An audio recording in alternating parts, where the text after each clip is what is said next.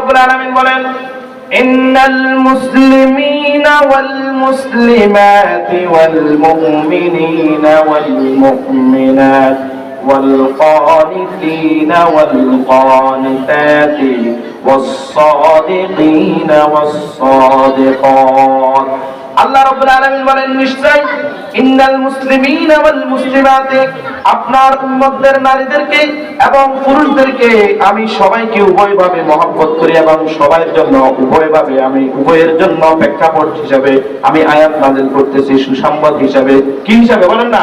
সুসংবাদ হিসাবে। এই আয়াতটা উভয়ের জন্য তখন কষ্টের নিরিখে এই আয়াতটা নাযিল হয়েছে। তখন আল্লাহ রাব্বুল আলামিন স্পষ্টভাবে কিছু কথা বলছেন যে এই কাজ করলে আল্লাহ রাব্বুল আলামিন তাদের জন্য কি পুরস্কার রাখছেন, সেটা আল্লাহ তাআলা এই আয়াতে বলতেছেন। বলতেছেন, ইন্নাল মুসলিমিনা ওয়াল মুসলিমাত, মুসলমান পুরুষ এবং নিশ্চয় মুসলমান পুরুষ এবং মুসলমান নারীদেরকে আপনি বলুন, ইন্নাল মুসলিমিনা ওয়াল মুসলিমাত ওয়াল মুমিনিনা ওয়াল মুমিনাত, মুমিন পুরুষ এবং মুমিন নারীদেরকে বলুন, ওয়াল মুমিনিনা ওয়াল মুমিনাত ওয়াল কানিতিনা ওয়াল কানিতাত, অনুগত পুরুষ এবং অনুগত নারীদেরকে বলুন, ওয়াল কানিতিনা ওয়াল কানিতাত ওয়াস সাদিকিনা ওয়াস সাদিকাত, সত্যবাদী পুরুষ এবং সত্যবাদী নারীদেরকে বলুন, ওয়াস সাদিকিনা ওয়াস সাদিকাত ওয়াস সাবিরিনা ওয়াস সাবিরাত, ধৈর্যশীল পুরুষ এবং ধৈর্যশীল নারীদেরকে বলুন, ওয়াস সাবিরিনা ওয়াস সাবিরাত ওয়াল খাশিঈনা ওয়াল খাশিআত, আল্লাহকে ভয় করনেওয়ালা পুরুষ এবং আল্লাহকে ভয় করনেওয়ালা নারীদেরকে বলুন, ওয়াল খাশিঈনা ওয়াল খাশিআত ওয়াল মুতাসাদ্দিকিনা ওয়াল মুতাসাদ্দিকাত, দানশীল পুরুষ এবং দানশীল নারীদেরকে বলুন, ওয়াল মুতাসাদ্দিকিনা ওয়াল মুতাসাদ্দিকাত ওয়াস সাইমিনা ওয়াস সাইমাত, রোজা পালনকারী পুরুষ এবং রোজা পালনকারী নারীদেরকে বলুন, ওয়াস সাইমিনা ওয়াস সাইমাত ওয়াল হাফিজিনা ফুরুজাহুম ওয়াল হাফিজাত,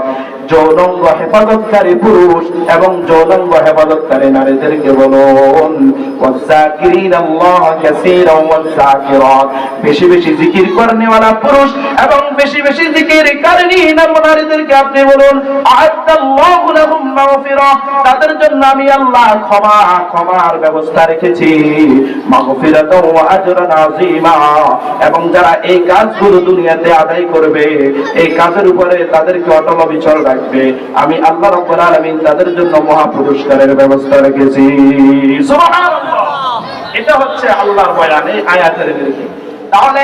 আমি আপনাদেরকে আরেকটা হাদিস বলেছি, লাআল্লাহুন নাযিরা ওয়াল মানজুরা ইলাইহি, এইখানে আল্লাহ রাব্বুল আলামিন একটি স্টেপের মধ্যে বলেছেন, ওয়াল হাফিজিনা ফুরুজাহুম ওয়াল হাফিজাত, ওই সমস্ত লজ্জাস্থান হেফাজতকারী পুরুষ এবং লজ্জাস্থান হেফাজতকারী মাদেরকে, নারীদেরকে, বোনদেরকে বলেন, তারা যদি তাদের লজ্জাস্থানের হেফাজত করে তাদের জন্য ক্ষমা এবং আমি তাদের জন্য মহা পুরস্কারের ব্যবস্থা রেখেছি।